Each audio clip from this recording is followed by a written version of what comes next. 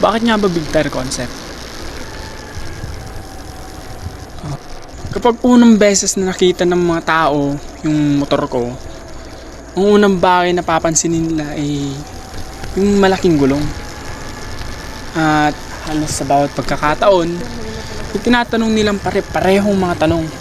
Pre, boss, bakit big tire? Ba't big tire concept? Simpleng sagot ko lang naman, hindi lamang ito tungkol sa itsura o sa tindigan, sa angas. Siyempre, tungkol ito sa karakter ko bilang isang rider, di ba? Sa video na to, ating pag-uusapan kung bakit big tire. Una, pag-usapan natin ang tungkol sa katatagan nito. Siyempre, yung isang malaking gulong, nagbibigay ito sa motorsiklo ng mas malakas na kapit sa kalsada or yung mas mataas na grip, di ba? Siyempre, kapag nagmamaneho ka sa kalsada, need mo naman talaga ng mas malaking grip or di kaya need mo ng mas makapit or ano ba tawag dito? Need mo ng siyempre, need mo pag sa kalsada, need mo ng higher grip. Lalo na sa mga kurbada, cornering, need mo ng grip. Ayan, so unang-una 'yon. Need mo ng more comfortability, more grip. Kaya nasa big tire ako.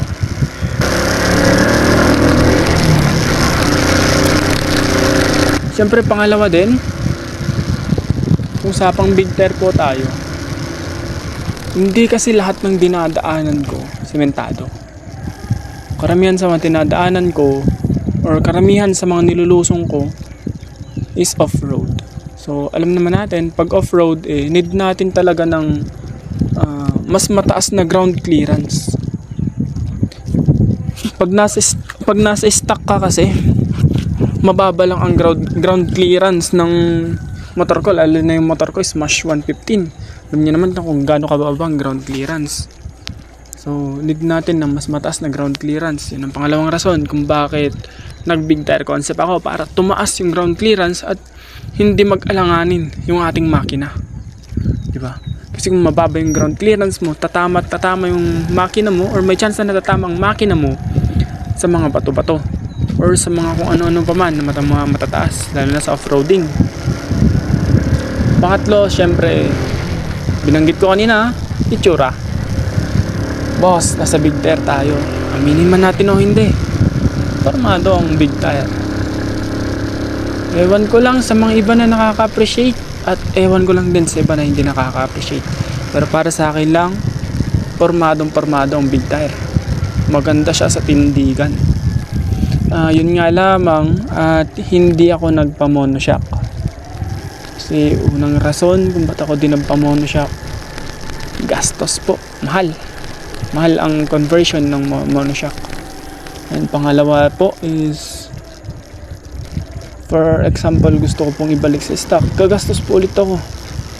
Mas comfortable na po ako or okay na po muna ako sa stock na shock o kahit wag na po muna yung monoshock. Pero big tire concept pa din naman, malaking gulong and at the same time parang big bike na din yung itsura or parang big tire na din.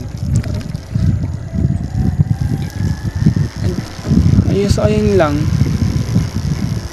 Basically, maganda naman talaga yung ibang mga concept. Maraming mga concept ang naglalabasan. May mga ano pangalan nito, yung mga iba't ibang concept, Indonesian concept, Thai concept. Pero hindi ako doon napopormahan. Gaya nga ng mga nababanggit ko sa mga kaibigan ko, gaya ng nababanggit ko sa ibang mga video. Wala tayo sa karera. Nasa pasarapan lang tayo.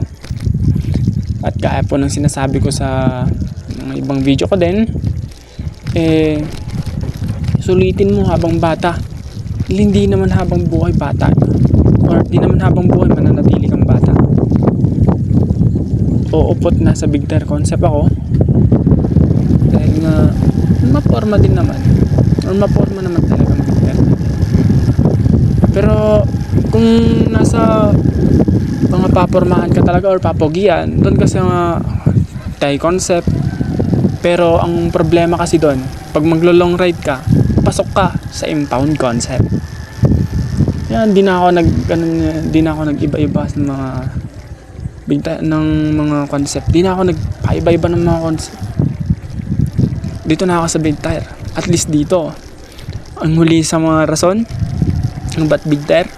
Dahil syempre, big tire concept, formado na nga, pasok pa sa LTO. Dahil wala ka namang ilalagay o wala ka namang tatanggalin na ipinagbabawal ng LTO. Yung ibang mga concept kasi tinatanggal nila yung side mirror, which is bawal yun sa LTO. Tinatanggal nila ang plate number, which is bawal sa LTO. Loud horn, which is bawal sa LTO.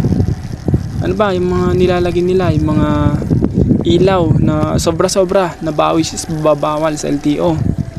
Maraming mga bawal sa LTO. Kaya tayo ng big tire concept para pasok pa din sa LTO. Kasi nga ang motto natin, sulitin mo na habang bata dahil hindi habang buhay mananatili kang bata. At mahilig din tayo sa mga rides. And then syempre, lalong-lalo na pag umuwi tayo, medyo mahaba-haba din biyahe yan, 3 hanggang 4 na oras. Medyo mahaba na din yun. Yung nakasmash tayo.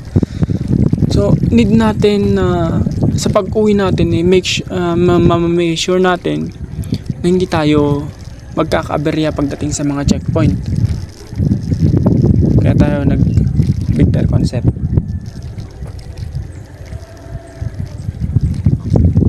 Pero actually, maraming mga concept. Marami talaga.